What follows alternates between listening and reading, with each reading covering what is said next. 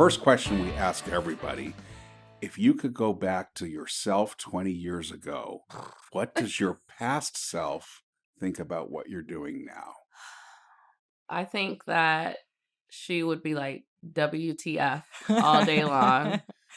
How are you still alive? Like, how are you a whole ass mom Mm. and a businesswoman? I think like coming from the gutter, like she would just be like, whoa, you know? Wow. Impressed. Yeah. Yeah. Surprised. Yeah. Like in shock, Mm. in disbelief, like just flabbergasted. Truly, like the first statement, like, how are you even still alive would probably be like a thing. Wow. Yeah.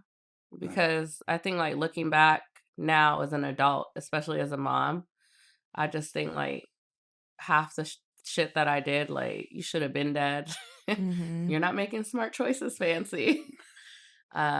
And I think around that time too, like I was homeless, so it would have been it just would be just crazy to go back that far and to just see the different dynamics. Mhm. I wish we had that magic power. Yeah. Right? You know, like just to tell her like basically like I know that everything seems really hopeless, but you're going to be okay, Mm. basically. Yeah. I Yeah. love that. And you're going to be proud of you. Yeah. Yeah. Mhm.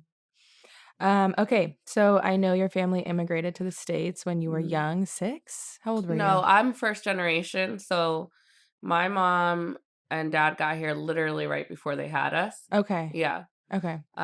We when I was around 6, 7 is when we learned how to speak English. Oh, okay. Yeah. That's why I remember, because I remember Yeah. 6 Yep. specifically. Okay. So what do you think, or who do you think played a big role in your development from a really young age and kind of turned you into who you are today? Well, my mom was a single mom, so definitely even with the tumultuous relationship we had, I do think that now again being a mom and looking back, she really did do the best that she could. I tried to have a lot of like compassion and understanding about her background and just knowing that generationally like we all just get a little better. Mm. But watching like growing up and watching how hard she worked, not having her papers like or her green card and working 2 jobs that paid $2 an hour and having kids on her own and never ever did she ever take a shortcut. Like I think you meet a lot of people that come from the hood that do things to survive, which no judgment. You got to do Right. what you got to do to take care of your family. My mom never ever did anything that, that she wouldn't be proud of down the line. And I think that really stuck with me. I think that after I had kids, there were moments where like things were really hard financially, like with their dad and our family dynamic, where we could have taken shortcuts, but never. Mm. The way that I see it, um, I never want to take resources from someone that needs it more than I do. So I think that again, like even though my mom wasn't necessarily the mom I wish I would have had, that her work ethic and her character, like who she was to other people, Mhm. really shaped who I am. I really try to live, and this, might seem corny, but WWJD, like what would Mm. Jesus do? Mm. I'm not necessarily religious, but I do have a lot of faith. And that really stemmed from her. Mhm. Um, the people that we were surrounded by because she kept us in in church and the blessings that we got just by way of that really helped shape me as a person. And I really try to because of those people that were brought in our life, try to be good to everyone, Yeah. pay it forward. Mhm. Even as a little kid, like I knew that consciously, like we wouldn't have had food to eat if it wasn't for these people. Mhm. A pastor gave my mom a car. Like, he's Mm. like, I see you Wow. busing with your 3 kids and working really hard. Like, me and the church wanted to give you something. Bought her a car. Like, Wow. uh, That's so amazing. yeah, like just all these different things. Like, even when things were hard, just things were just brought to us. And it really was because of the type of person my mom was. Yeah. You know, like they Mhm. wanted to bless her because she was a good person. Mhm. And I think that like it's crazy because two things can be true at one time. Mhm. Like she was a good person, but she struggled with being a mom. Mm. So Mhm. definitely my mom because she was the only constant we've had in our life, you know, whether negative or positive, like definitely my mother. Mm. Yeah. Wow. Yeah. I heard that you love poetry. Where did that come from? Is that something you've always had or it came on later? Tell me more Yeah. about that. So, yeah, because I did the poem instead of a speech. Um, so poetry is something I've always liked to write, like just in my journal when I was younger. Most of them I've never shared out loud. It was just kind of another coping mechanism, as well as other forms of art. So it's definitely maybe I started writing when I was little, maybe like 7 or 8. My sister and we'd have there was these glass fish cups we had in our house, and we would sit at the kitchen table for hours and write songs about the fish cup. Cute. Wow. Yeah, and just write about just random things like How old's your sister? she's 11 months younger than me, Okay. so she's 35. Yeah. Yeah, we're Irish twins. So Mhm. every year, like this year when she turned 35, I was still 35 until it was my birthday. Mhm. Yeah, so Oh, we're that's very fun. close. Yeah. Is she here? She lives in Maryland now. Okay. Yeah. Yeah. Yeah. Let's see.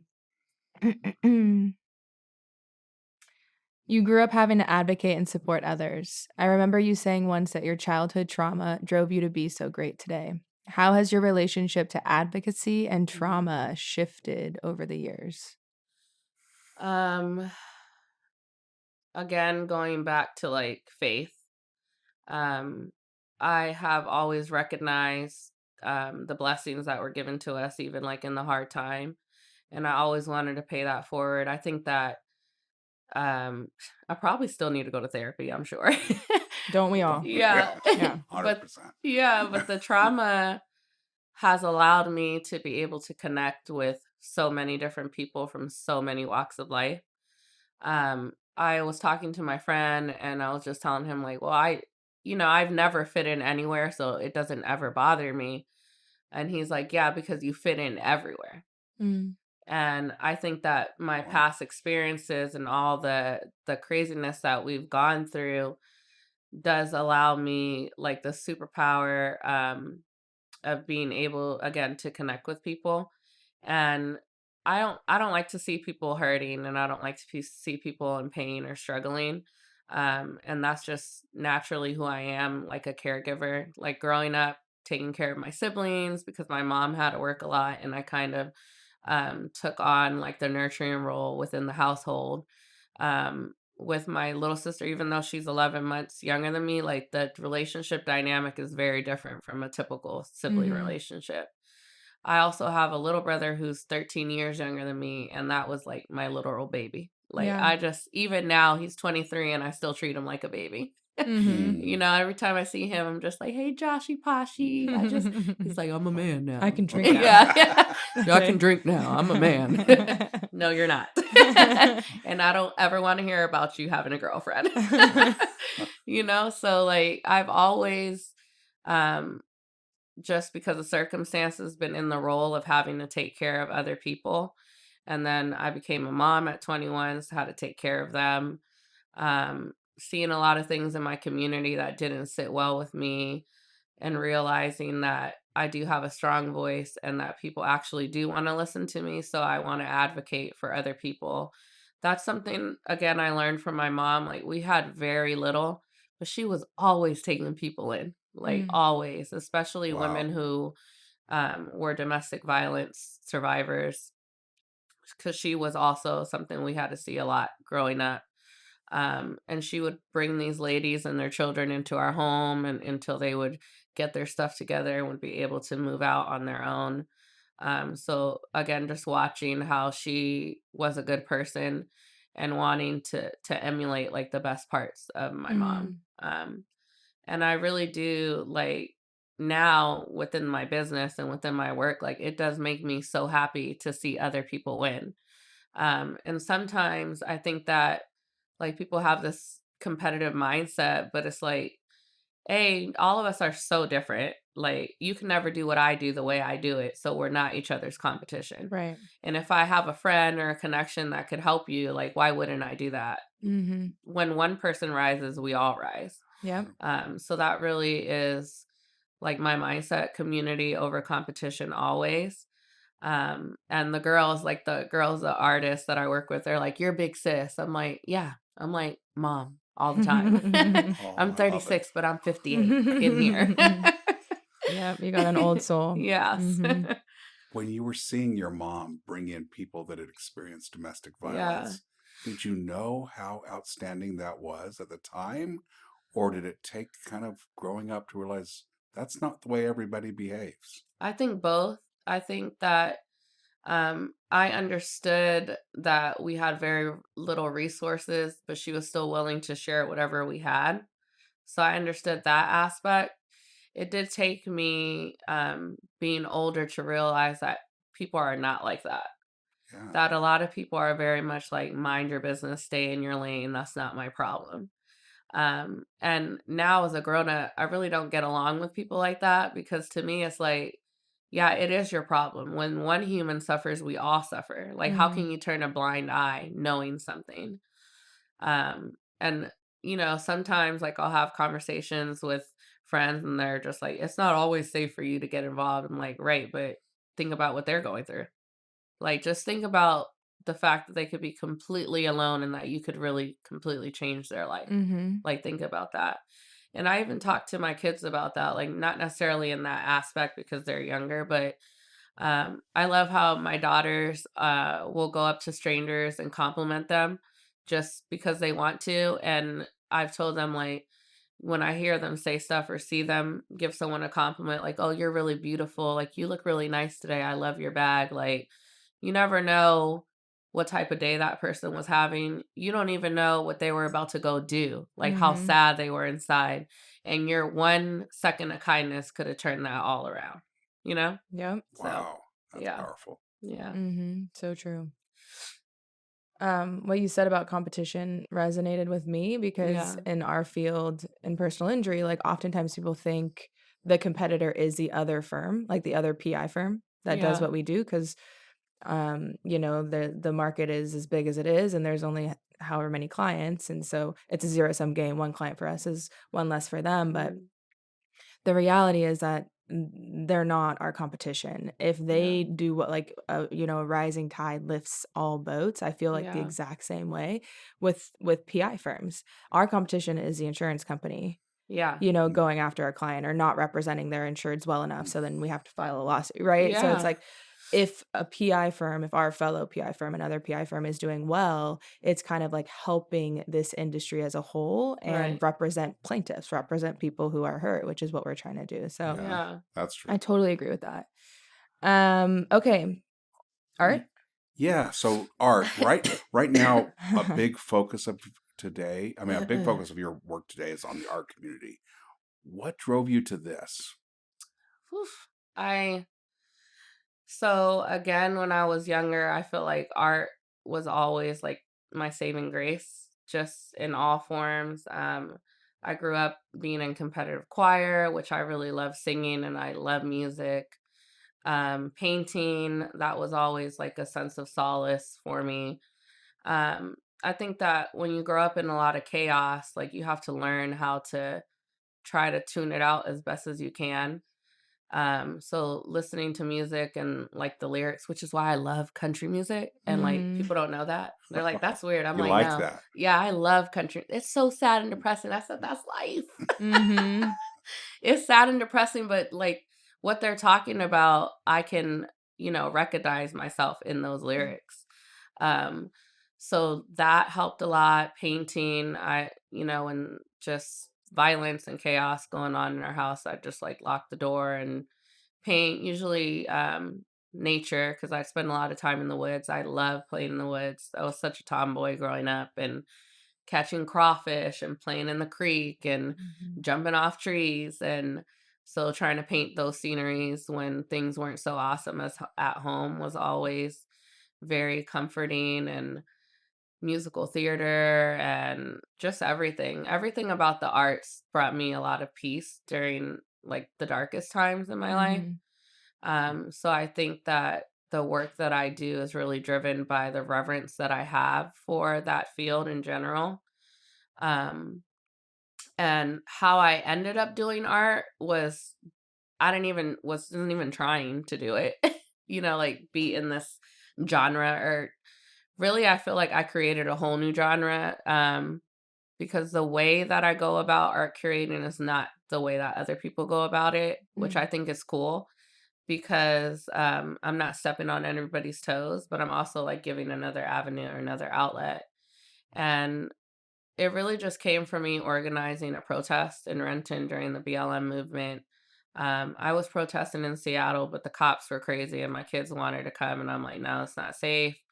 Let's Mm. figure out a way to do a protest in Renton where it's not so intense. But I want to give the kids an opportunity to lead it. And I want them to come out and express how they're feeling about what the images and the stories that they're hearing through art.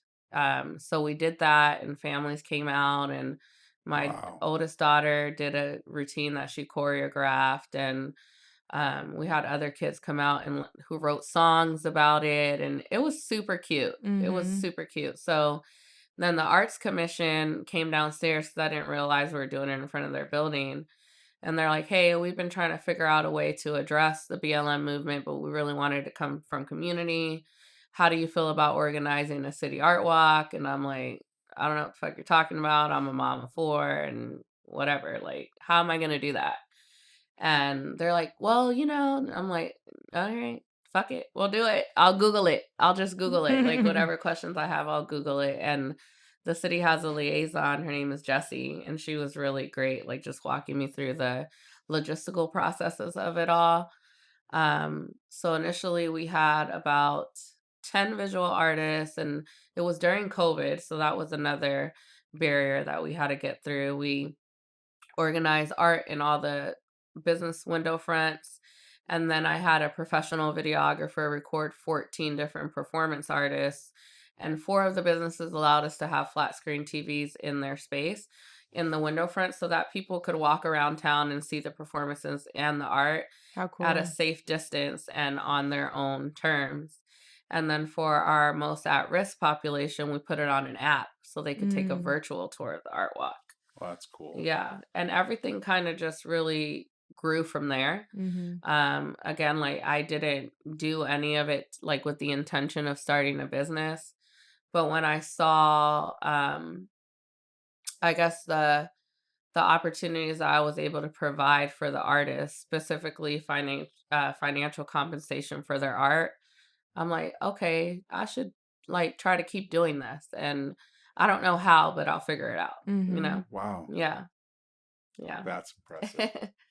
So, I'm gonna skip a couple questions because you Mhm. just talked about, um, artists and how very little money they make. So, the Yes. majority of artists make Yeah, barely any money, absolutely. and especially not enough to survive. Yeah. So your events kind of contrast that. They're Yeah. elaborate, they're beautiful, Thank you. and I know that they've evolved over the past 4 years. So how do your events work out financially?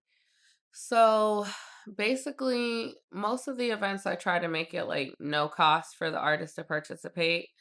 And if anything, it's just like a nominal fee, maybe like $30 processing fee, which covers like the promotional photography that we might have or any marketing materials that I need to print out. But a lot of times the art events are paid for out of my pocket or from my other businesses.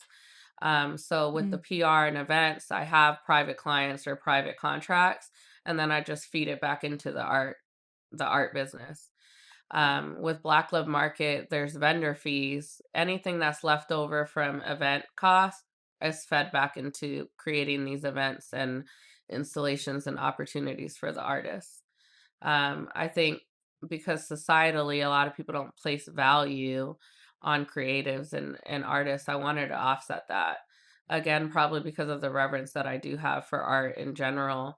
But I also felt like they should feel like they're valued, Mhm. because like that sense of worth is important to them, because they spend, sometimes 150 hours on one piece. And how sad is it for no one to be able to see that, Mhm. you know? And just to have, like, for them, like, hearing things from them, that just having people enjoy their art means a lot to them. Like, that's really special for me. So it makes it worth it. And, sometimes I get pushback from the family, like, this isn't really worth your time. And I'm like, but it is though. And it's a long game that we're Mm. playing. Like, I have a understanding of the concept, delayed gratification. I understand that right now I'm putting in a lot of hard work and a lot of money to build a foundation that could really support a lot of people in the future and their families. And that means so much to me, and it makes it worth it. Mhm. Yeah, Even in the times where I'm like completely overwhelmed, like I have to remind myself, like, this is the long game, fancy. Like, it's hard now, but it won't always be, you know? Mhm. So, that's just starting out. yeah. I mean, here's some of the numbers we have. I mean, just over the last little bit of time. So you have one community disco that Yeah. had 75 guests, an educational forum with 75 or more guests, two Mhm. gallery shows, two wine walks with Yeah. 600 or more people, two Juneteenth celebrations that were 1,300 plus people, Yeah. and then 9 pop-up markets, 24 artists curated over at Legion Yeah. Sports Bar. That's just getting started. Yeah. What's coming up? Those are all the numbers from 2023. Oh, that's 1 year. That's Yeah. 1 year. That's 1 year. And Wow. this year it's already insane, and we're already in March, The It's so great to be able to have a year that starts off like already at an incline, because of the back work that I've done in the years past. And, I kid myself. I'm like, I'm taking a break. And it's just like email, phone call, opportunity, opportunity. And I can't not say yes, like, yes, because a yes for me is like 25 yeses for the people that I work with. Mhm. The Black and Bougie art exhibit, like, being able to curate not just the exhibit, but opportunities for 20 Black creatives to be financially compensated, not including the art that was sold, was just like, wow, like, this is immediate impact Yep. that we can see, you know? And obviously, it's not like everybody gets $1 million, you get a check, but it's something, it's something to help them, even with gas or like food for their family, just providing opportunities. And I want to keep that going. And I'd be so like, I'm tired. Like right now, I'm tired, but Mhm. like knowing that like keeps me going. Yeah. Um, so we did the Black and Bougie, and then we did the Hyatt event. Both of those turned out really great. The Rubber Beauties event, which was the first women's art exhibit that happened in March, that was incredible. And I had a lot of anxiety around that, like just working in a new area with new clientele and a new venue. I don't know why Seattle people like to buy their tickets at the last minute, Mhm. but, like, even the day before, I was just like, "What if nobody comes? It's gonna suck." Mhm. Like, the artists aren't gonna make any money, which that's to me was, like, the thing that bothered me the most. Like, I wanted to make sure that they didn't waste their time for this. Not wasting people's time is very important to me, which is probably why I get so irritated when people do that to me, Mhm. because it's like, people have lives, people have families, and I wanna make sure when they're taken away from their family that something is worth their time and helps push them forward, like in their business and in their art journey. So this year, like, I closed my client intake books for up to June in January, because I already had a lot of people like, we want you to do PR, and that's like the private sector. So I'm like, all right, Mhm. I need these private contracts to help fund the community work. So I'm not taking any more clients June. And now it's like, I really can't even take any more clients realistically for projects that don't start maybe like in the fall. Mhm. And that's pushing it, because holidays, people are very last minute to like reach out and ask us to be involved. So I'm definitely at a weird space of growth where I need staff, but you got to make money to spend money. Yep. Right. And scaling, like, that's so foreign to me because, like, just starting a business was, again, something I didn't plan. I did go to Highline for business and entrepreneurship because I wanted to start a daycare when I had my younger kids, but then I realized, like, oh, I can't give my kids back. Like, I don't want to take care of other people's kids. Mhm. Mhm. Like, this is enough kids for Fair me, enough. Wow. right? So I kind of had like a little bit of knowledge from that end, but you really can't replace in real life experience like the things that you've learned. And now that I'm ready to scale, like now I feel like I need a business coach. Like I need someone to teach me how to do this correctly so that I do it right, specifically because we have so many arms and legs to the business. So, Mhm. Yeah. So, all of the different programs your organization has. Let's clarify a little bit. So, primarily a PR management org, yeah. Elevate PR. And then you have at least 4 subsidiaries, Hmm. Black Love Market, Prism, the Hatchery Co-op, and Hmm. Cultivate the Collective. Yeah. Talk to us a little bit about what each one of those is, Yeah. kind of how they all fit and mesh together. Yeah. So, Elevate PR Management, we are a PR and event planning firm.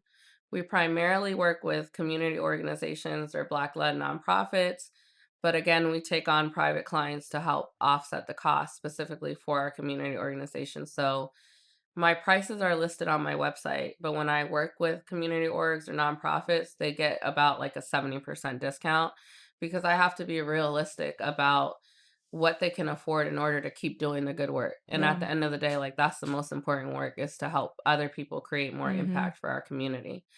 So that's what we do with Elevate. And then the event planning, anything that I originate goes through there, but then I also have people contract me for event planning as well.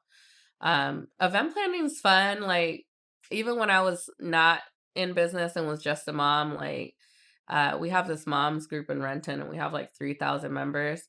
I was always the mom in the group to like organize things. So Easter's coming up. So that's always fun because every year I did like a flashlight Easter egg hunt, which everyone's like, what's that? I'm like, watch, it's like the best thing ever. And then a regular Easter egg hunt, and then maybe like a toddler time at my house to do arts and crafts with the kids having bunnies, and just every season just doing something to help my kids like make friends. But really, it was for me because like being a mom gets very lonely sometimes. So I think like that's really where the love of event planning came from. And then Black Love Market, that's I feel like that one's really well designed. It's a or defined. It's a monthly pop-up market that helps highlight and celebrate Black owned businesses, Black educators, and Black creatives. I think when I started Black Love Market that a lot of pop-up markets weren't really incorporating education or performances, but for me I'm like, no, we need music, we need dancers. I want community organizers out here talking about the work they're doing so that people know how they can get involved. So that started, and that's been great. And then the hatchery is actually the very first business I started. Mm. I don't talk about it much and I don't really bring it out to play a lot, but that's actually the first business I started. And the hatchery is also a pop up market that I started with three other women, four other women at the time. I was really the market coordinator, and I'd go out and find vendors and organize and marketing. And there was this woman named Christy.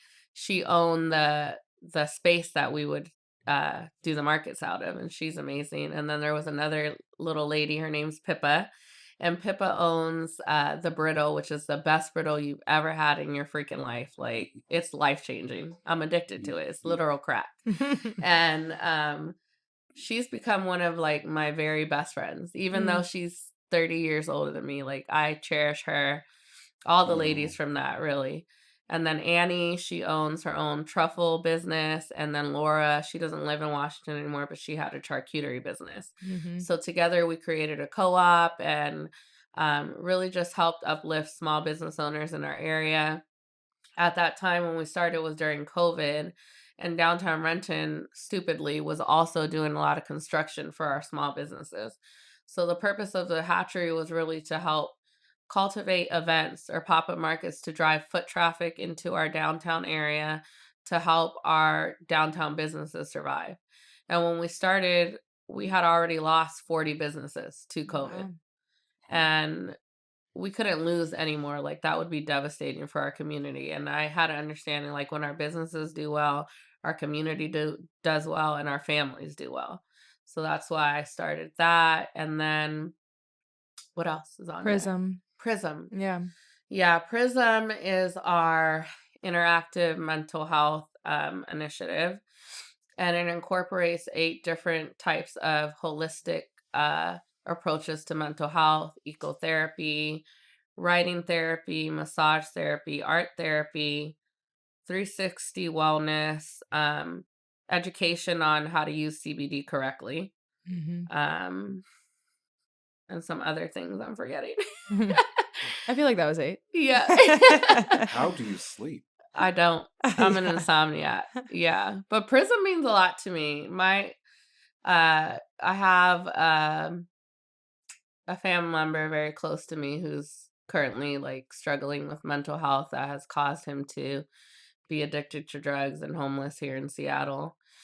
We almost lost him when I first started Prism, and I just remember like being in bed like just super just depressed because I felt like a lot of the things that he went through that caused the trauma was because of him trying to keep me safe as a little kid. Mm. Oh, And when that happened, like I really struggled with a lot of guilt, like feeling like, even though logically I knew it wasn't our job to keep each other safe because we were little, like just still feeling like, well, if he wasn't trying to protect me, like this wouldn't have happened to him.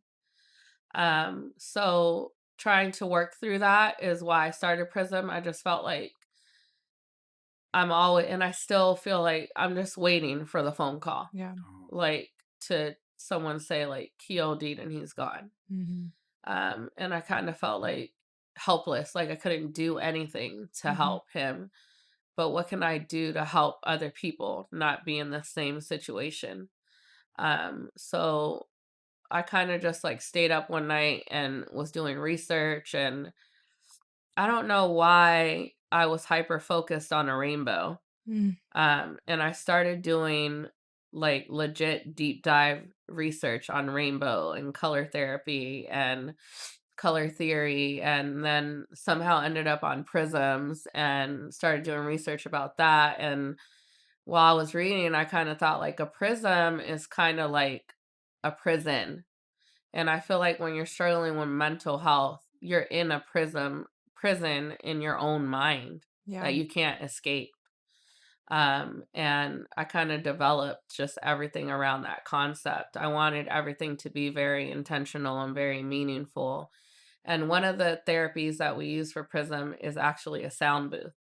And the sound booth is in the shape of a prism, and it's made out of all reflective Mm. material. Not glass, because we kind of felt that that would be dangerous. Yeah. But the material is very much like glass or like a mirror. And when you step, depending on what community we're serving, when you step inside the prism, you're able to put on headphones. And like for kids, because we like to work with foster children and want to continue to help them, because like the foster care system, forget it, throw it in the garbage and start over. right. So for them, when they step inside the prism, they're able to put on the headphones and hear like words of love and affirmation from different moms, because many of them probably didn't have a mom. And if they did have a mom, she probably never spoke to them in that way.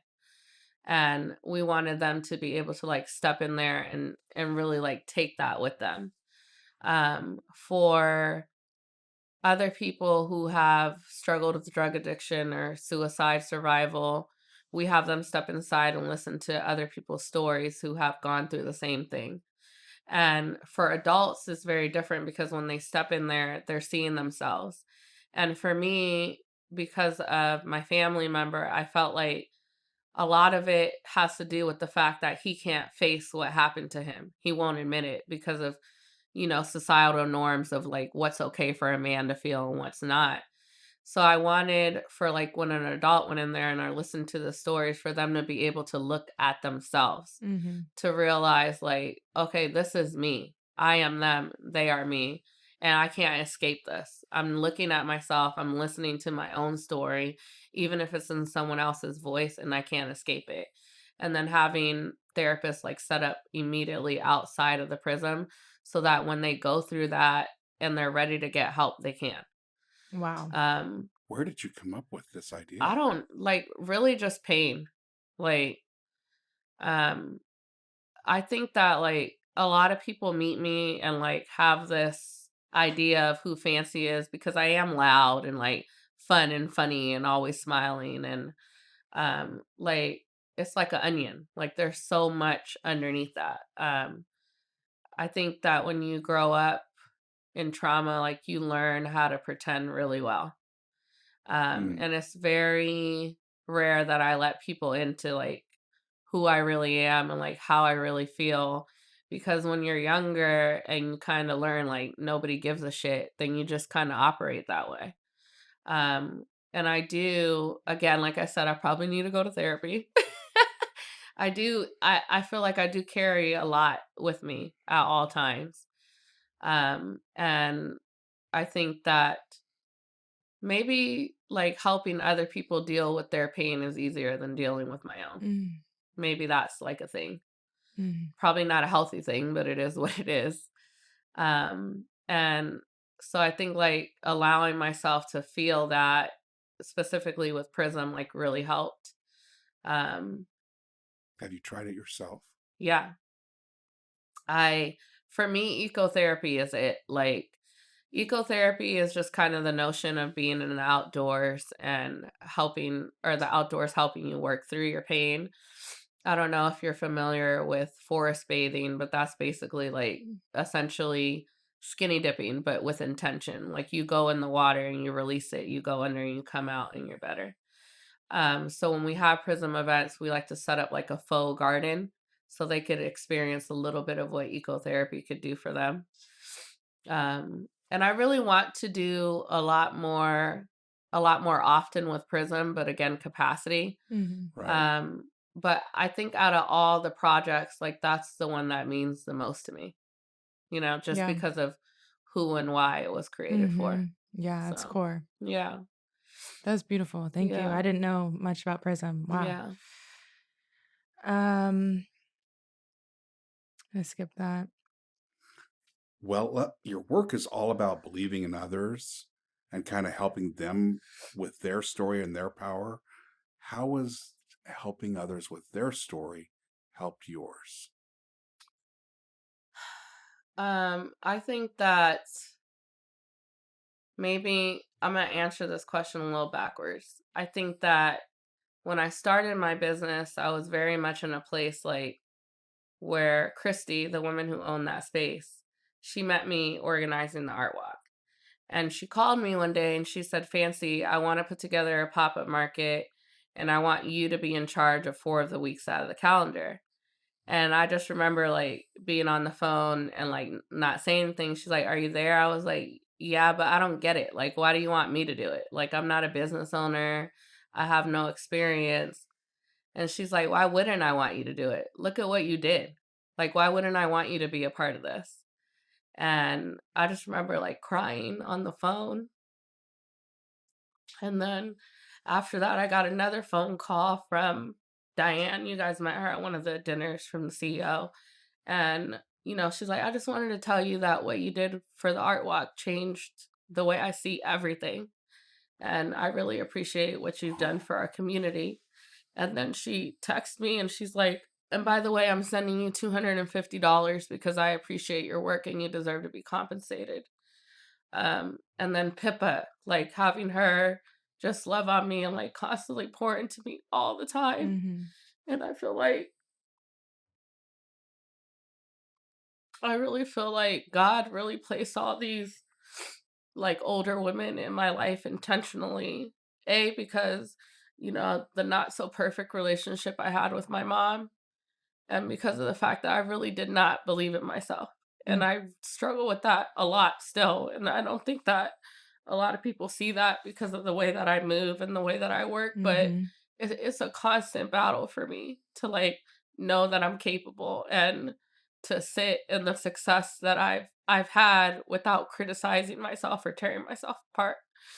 And I'm very grateful for all of those women and Yeah. Dr. Linda and Miss Benita who they continue to love on me and lift me up. Like I wouldn't be able to do anything that I do without knowing that they love me, that they Yeah. support me, like no matter what. And I think that um like struggling with that myself, I always anything that I struggle with, I always try to help other people with.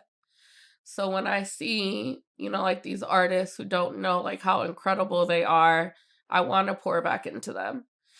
Um, a lot of the times they'll price their art for events that we do and I'll come behind them and I'll double it. Like no, like you guys are not going to cut yourself short. Like how long did it take you to master this skill to get to where you're at today? You Mhm. know?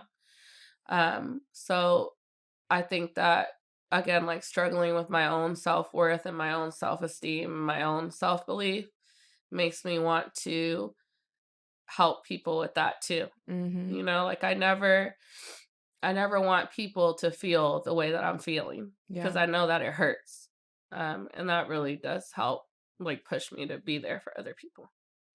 Getting validation too, or just like reinforcement from women or a person that you admire so much Yeah, means so much more, absolutely. right? And so I mean, I totally I get it. It's Yeah. like that's emotional, Yeah.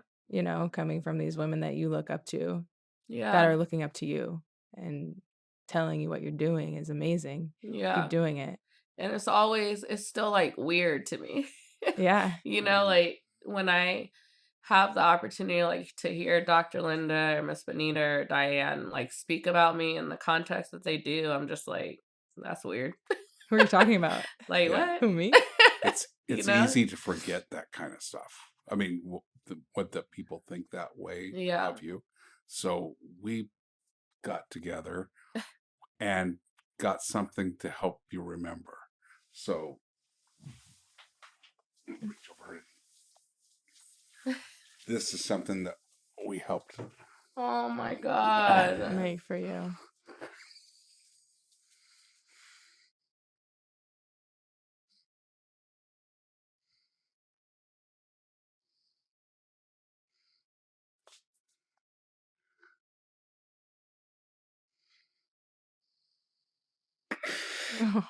Oh,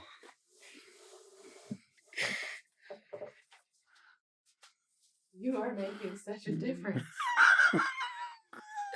You're making such a difference. You were meant to do this.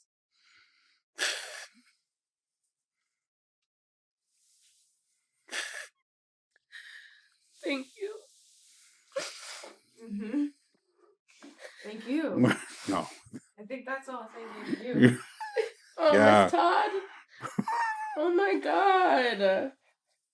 So Miss Todd was my daughter's second grade teacher. And my daughter, I always like to tell people like I've learned a lot about my own like place in the Black community through my oldest daughter because she has brown skin unlike the rest of the kids. And ever since she was in kindergarten, she's had to deal with racism, like people calling her the N-word and telling her that she's ugly because she's dark skinned or she's not as pretty as the light skinned girl. And Miss Todd was the very first time that Ely ever had a Black teacher. And the way that Miss Todd handled the situation was so incredibly different than all the other times before. Mm. And I have just like, ever since that moment, I've just been so like grateful to have her just be a part of Ely's life. I think that Ely learned a lot about what she was capable of just being around Miss Todd. And I love her. And now she teaches my other daughter. Mm. And I remember when she got Maddie, oh, Lord help me, Maddie's a lunatic. I said, so I want you to know that Maddie's not anything like Ely, night and day. So please taper your expectations. And I apologize ahead of time. But my God, like Maddie has always struggled in school because of like sensory things that Mhm. she's had to deal with and a little bit of ADHD. And I've never seen her thrive the way that she's thrived in Miss Todd's class.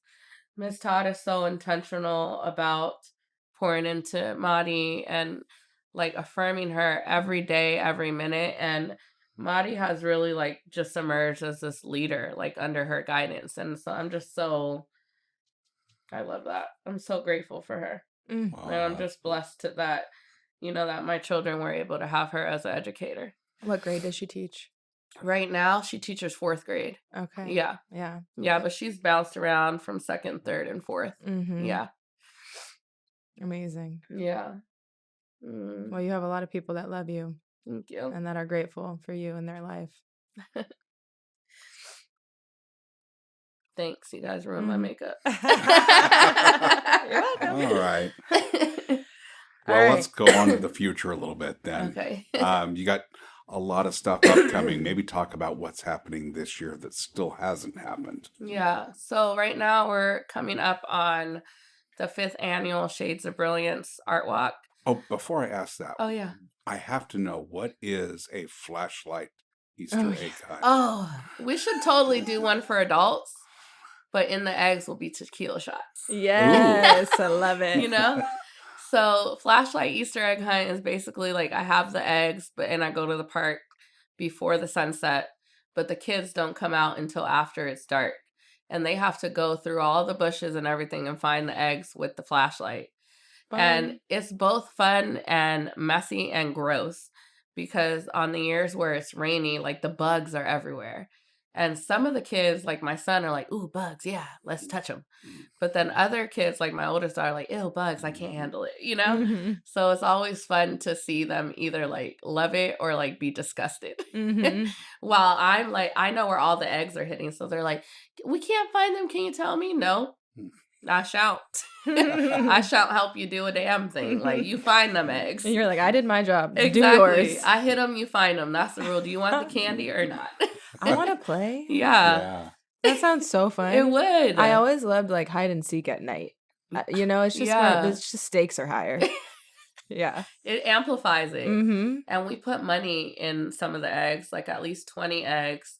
Some of them are just like quarters, but it's always like $5 in quarters. Some of them have $20 bills, $5 bills, $10 bills. So they really be like competitive about theirs. Mm-hmm. I love it. So fun. Black and Bougie on the road. We Yeah. talked about this. Yeah. How can people help support making that a reality? Just resharing about the experience that they had here. Right. I sent the exhibit pitch deck to the Dallas Museum of Art, the Bellevue Museum of Art, Chicago Museum of Art, and then I'm thinking about sending it to one in Louisiana because one of the artisans that's in the show is originated from there. So I try to pick cities where we had artists that had connections or had family because I thought, even if I have to go there in person, like I have someone to stay with, Mm-hmm. So I'm hoping that we, I do follow up email or phone calls every week, and they're like, "Oh, we know, we got it. Our curatorial staff is so behind, but we'll get back to you, we promise." And I'm like, "Yeah, you will, because I will nag you. Mm-hmm. I will nag the shit out of you until you call me back." There you go. Very That's what you got to do. Yeah. Well, Ken and I went to Black and Bougie this year on Bainbridge, and it was absolutely Yeah. incredible. I It mean, really it was. blew Thank me you. away. Just the different forms of art that were present there. I got a lot of pieces. Kat B, I believe was her name. Kat, K-A-T. She's incredible. But yeah, that was just a really amazing event you put together. Thank you. And the interactive piece with everyone that last night that was putting little foil onto that canvas. How did that turn Yeah. out? It came out really beautifully. Yeah. I didn't know that the foil came in so many colors. Mm-hmm. So that was really cool to see. Watching the footage back and seeing like everyone like really enjoy being a part of the creative process was really cool. Because I feel like, and all of us within the art group always say like anybody could do art, and it Mhm. really is true. Beauty is in the eye of the beholder. So what I consider art, you might not consider art, Mhm. So having that aspect of the event was really cool. That was all Christopher's idea. Mm. So I appreciate him for facilitating that. Yeah, it was interesting how that developed because it felt like at the beginning people were so Hmm. hesitant to even grab a piece of foil and put it on Yeah. that canvas, and the people that did at the beginning it was like a tiny little piece of foil. And then Yeah. like as the night went on and it became more like normalized and less, I guess, intimidating because Yeah. like there was less blank space on that canvas. You saw people like walking up and putting big pieces of foil, and so like that in itself was a really interesting, like, the act of people adding pieces to that canvas felt Yeah. like art as well, not just, Yeah. like, the finished product, but, like, that interactive piece as well. Absolutely. Really cool. Yeah. Yeah, I love Yeah, that. yeah. What are you going to do for Juneteenth in Renton this year? So I have been facilitating the big Juneteenth celebration in Renton now. This will be, I think, my fourth year. And that, whoa, is a lot. But I love, love, love seeing the community come out and enjoy it. So it makes it worth it. So we'll be at Liberty Park again this year, 50 Black owned businesses. This year we're going to cap it at 10 performances because anything more than that was too much. And then we'll also have 6 different presenters. So those are people usually that Dr. Linda works with that are doing the community works, and they come out and share about what they're doing in hopes that other people will get involved. And then we always have things for the kids, like we'll have 2 bouncy houses, paint, face paint, large yard games, lots of food trucks. Oh my God. Just to go for the Mm. food is worth it. The catfish sandwiches last year, Lord, if I could just relive that Mm. moment in time. Are they coming back? Or Yeah, they're gonna come back this year repetitively just for that catfish. Yes. It's just delicious. Yeah. I'd just be going to the things for the food. I just come to eat. Talk to us about the buying power of the Black community and how you're looking to bring the benefits of that to the Black community. Yeah. So the Black community has the biggest buying power in the nation. We spend the most money and we benefit the least from it because um, Black owned businesses are not necessarily always set up for success and they're not always supported. So with the work that we do through Black Love Market and through the Juneteenth celebration, we like to offset that. And in addition to coordinating pop-up markets, I also like to facilitate different partnerships with the Black owned businesses and storefronts or brick and mortar businesses. Or right now we're working on getting some of our businesses into the Hyatt, which is like a huge thing. We also are launching our Bellevue Art Museum takeover. They completely emptied out their gift shop and they have let us take it over. So we'll have about 25 different Black owned businesses and artists within the Bellevue Art Museum gift shop for a 5-week run. So that's a great way for anybody to come support the work that they're doing. So just continuing to create and facilitate these type of opportunities for them to be able to grow and diversify their business is always something that's important to me. If I'm working with the city and they need like for instance, we did a coffee crawl and we needed 500 coffee cups. Well, it just turns out that one of my vendors creates their own cups. So instead of going to a chain, we went to them. Mhm. So now this business just made, $3,000 off the sale. And now when the city needs something else, now they have a new vendor and the vendor gets to continue to benefit off this relationship that we formed. Mhm. Oh, that's cool. Yeah. So just again, trying to do things that are sustainable, Right. that are continual, that will help them in the long run, that could help Mhm. introduce them to other potential clientele because word of mouth is always the best way to get business. So, Mhm. For sure. Yeah, opening doors. yeah. Mhm. Okay, so kind of going back to the art for a second. Mhm. Technology is coming fast Oof, and it's yeah. changing quickly. And it feels like the individuals that are left behind a lot of times are Yeah. creatives. How Yeah. do you offset that? Let's talk about AI art. Like even that. Um so even with the exhibit, like we didn't allow any AI art. no knock on whatever they're doing, but it's just like it's very different. So the way I think like the PR side of my business really helps with that because I'm able to tell their story in a way that is captivating and very commercialized to help people come in and continue to support their work. So I really think like that's my role to make sure that societally and communally that we do continue to support our creatives and our artists by amplifying their voice and by solidifying their value within our community. Mhm. Yeah. All right, 2 more, and then Okay. the pain will be over. Then we can just ask questions not on here. Yeah. So when it's all said and done, and you look back at all the things you've done, Yeah. what was going to be the impact on society? Um, Probably, of course, first and foremost, my children. Um, my youngest daughters have like 28 different business ideas that they want to see. When I do specifically the markets, I bring the kids with me to help me set up, help me instruct the vendors where to go. I need you to do this. I need you to do this. I pay them, like, obviously not real wages because they're children and they're just going to buy Snickers with it or whatever. But I do try to, A, help them know that when they do work, like, they're going to get compensated, but B, help them learn the value within building community. And I think that will help continue the good work being done.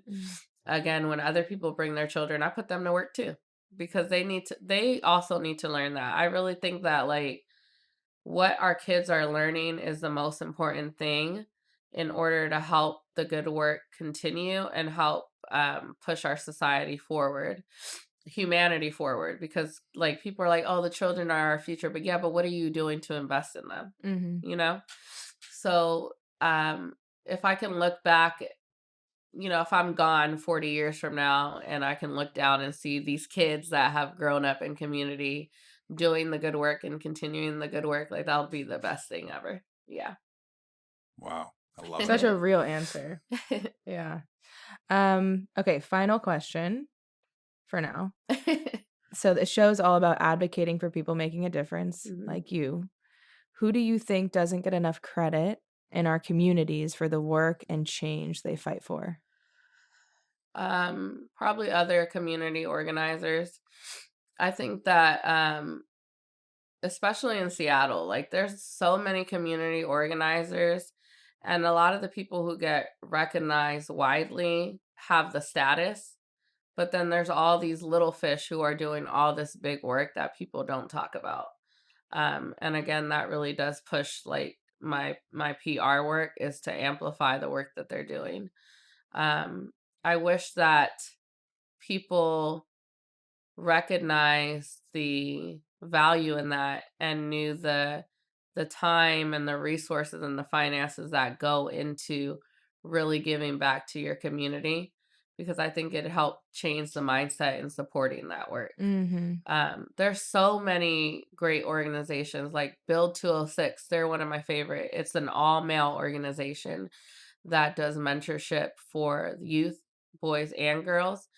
But what I really love about them, because I didn't grow up with a dad, is that many of them will be like the main father figure in these kids' lives. Will go to their games, to their wrestling meets. The moms can call them and be like, Johnny's not listening and being disrespectful. Bam, one of them is at their house talking to this young man and making sure that, they do have male guidance in their life. Like just because you don't have a dad doesn't mean that you have to miss out on this because especially for boys, like after a certain point, and even with my son, like he's 12. In reality, a lot of the times I defer to his dad because I can't teach him how to be a man because I'm not a man, you know? And the way that he reacts to his dad is way different than the way that he reacts to me. So there's so much value in that. Made Space Seattle is owned by one of the artists, actually. Her name is Steph, and she opens her space up to community to facilitate everything and anything that you can think of. If she has an opening on her calendar and it's a program that will help push her community forward, she's doing it.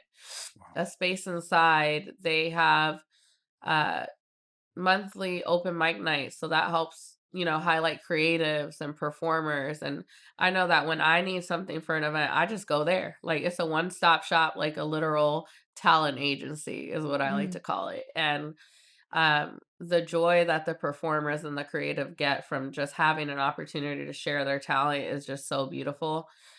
So very grateful that they help facilitate that for creatives. And there's just, Jesus, there's so many organizations I can't even like think of off the top of my Mhm. head doing just so much amazing work. Mhm.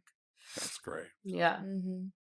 Well, thank you so Yeah. much. You've built platforms for people, and that's built a platform for you Yeah. to Thank take you. off. And we're just so happy to have you in our life and have you as our friend. And you're someone we look up to. And that's why we wanted you here on the show. And yeah, to cheers to 2024. It looks like there's Yeah. lots coming. Yeah, here we go. What didn't we ask you about that we should have? I could talk about Shades of Brilliance. Sure. So, right, we're in the 5th year of Shades of Brilliance. Originally, this is what started as the art walk that started everything. I decided to rebrand it last year because I kind of felt as the media attention was stepping away from what the Black Lives Matter movement was, that it was important to continue highlighting Black excellence through the arts, but I needed to change the name in order not to lose the audience. So we did Mm. rebranding and changed the name last year.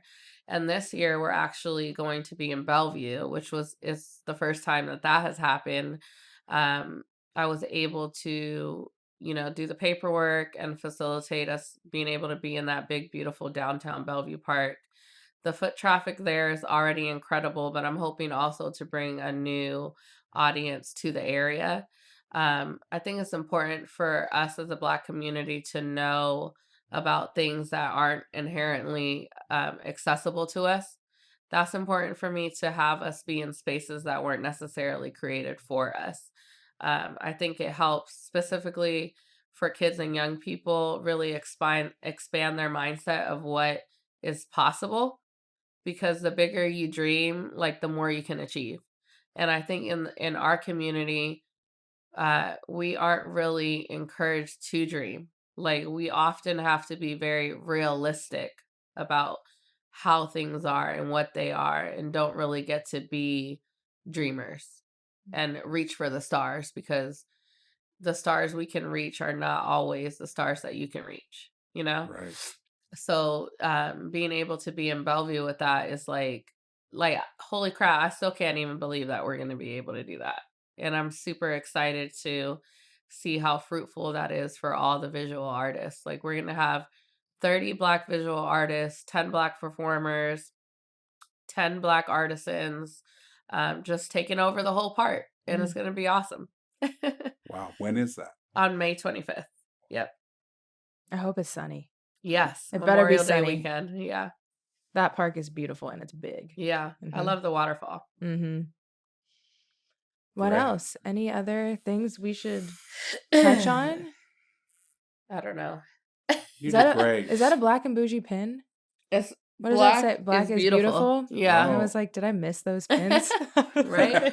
I should have one of those.